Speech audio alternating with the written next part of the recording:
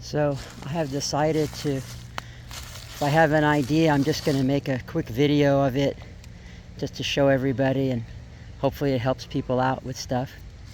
So this is a 3-inch water pump. It's considered a trash pump. And usually if you're trying to suck in from very far distances, you would take the rubber cap off of here, or the plastic cap, and start putting water in it to try to bleed it. But it's always a hard thing to do, and it takes, usually depending on how deep you're pulling the water from, it's going to be a lot harder to get it to bleed.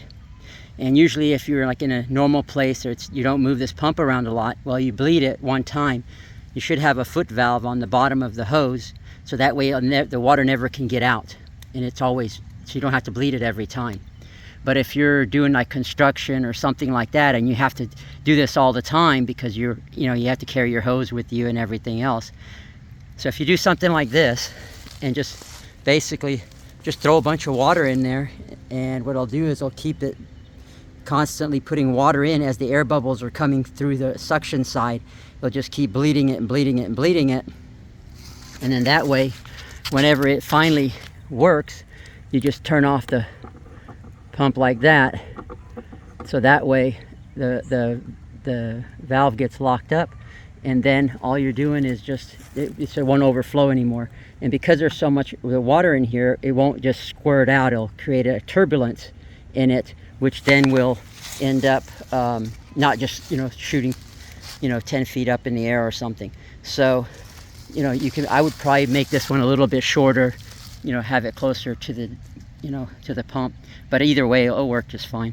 And I think that's it. You could do a one-way valve here, but it is a trash pump, so if you're going to do a one-way valve, just expect it to sometimes hang and not really close. So I think this is a good idea for people who use these kind of pumps and carry it around, or just have it. I was walking down in my pathway, and I saw these guys using this pump.